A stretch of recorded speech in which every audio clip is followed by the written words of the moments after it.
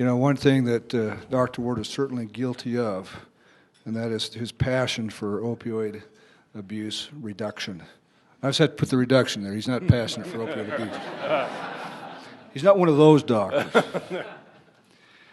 My name is Brad Dahl. I am not a doctor. I'm an IT person. How many of you here are actually IT professionals? Anybody? So if I say sudo rm-rf/* how many of you cringe? Okay, you're managers, aren't you? All right. I actually write the code. Anyway, that's okay.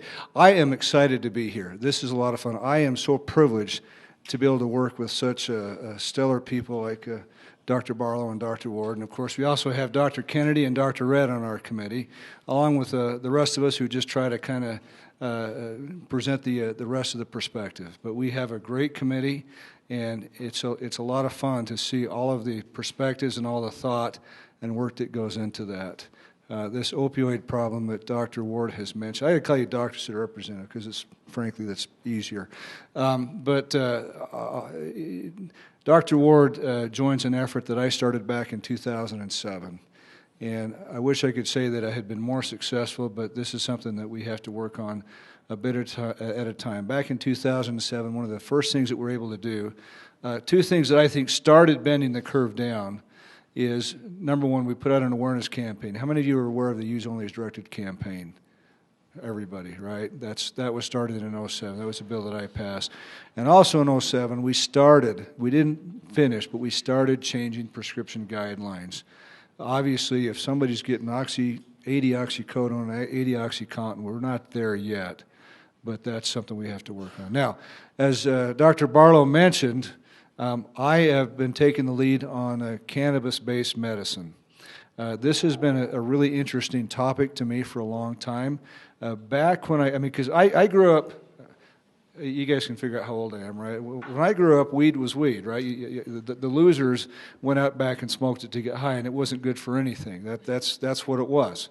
And that's what it was for a long time. And then all of a sudden, a few years ago, I hear about these kids who have severe epilepsy, Dravet's, or is it Dravet syndrome? Dravet. Thank you. I'm American, not French. Anyway, so Dravet syndrome, and the only thing that works for them is cannabidiol. And so what's cannabidiol? Well, that's part of the marijuana plant. Well, I thought it was just THC. No, that's one element of it. There's CBD. And so we started looking into it and realized, you know what, there's some genuine therapeutic properties here. We need to explore this. And so there was a bill sponsored by another senator that was unfortunate in that it was using, in my opinion, the fact that marijuana has medicinal properties to try to push an agenda for legalizing, doing broad legalization. In other words, not really treating it like medicine, but treating it like we'll call it medicine so you can get it and do whatever you want with it. I could not go there. But I worked with the UMA, I worked with the law enforcement agencies, other medical organizations, other people across the state. I linked arms with Senator Vickers. He's a pharmacist, and we said we can do this better. We can do this the right way. And so what we did, and this bill passed last session, HB 130, what it says is essentially it admits there's a lot of evidence out there that cannabis works. Different extracts of the cannabis plant are effective, but we don't know all the ins and outs. If you go to a doctor and say, hey, I want some cannabis, he'll go, you know. And it's not the doctor's fault. It's just, is that what they do? Did I get that right? Okay. Okay. And that's okay. They don't know, and it's not their fault because the research is all over the place. It's not coming from the source that they've always looked to, which is the FDA, right? And so we don't know what's going on, and we need to do better than that. And so this bill that passed essentially sets up institutional review boards and says under the IRB, we can study different cannabis types of extracts, all right, in the state. And what we hope to have happen from that, and which I think is going to happen very soon, is as those studies come out and as we see, yeah, you know what, this particular cannabinoid profile works really well for this particular condition. I mean, I hear epilepsy, I hear glaucoma, PTSD, chronic pain. There's a few conditions which appear to be, at least in some people, very positively affected by cannabis-based medicine. So, that bill is on the books.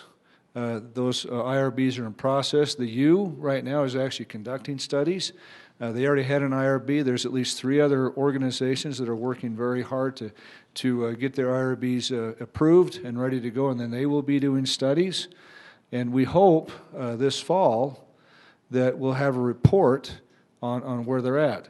The other part of the bill creates a product review board, and this is a panel of doctors and researchers sponsored by the Department of Health. They will choose those doctors and researchers in coordination with UMA, and their job is to review the research that comes out of these IRBs. Now, that's going to be a while. Obviously, research takes time, but as I've been told at least 800,000 times, there's plenty of research that's already been done. And that's true, there is, across the state and around the world. And so we want that review board to, while they're waiting for the research to come in from the state, to look around the country, review that research, and so my hope is, come October, November timeframe, we'll have them before the Health and Human Services Committee, and we'll say, okay, tell us what you got. Tell us what the information is and where we go from here.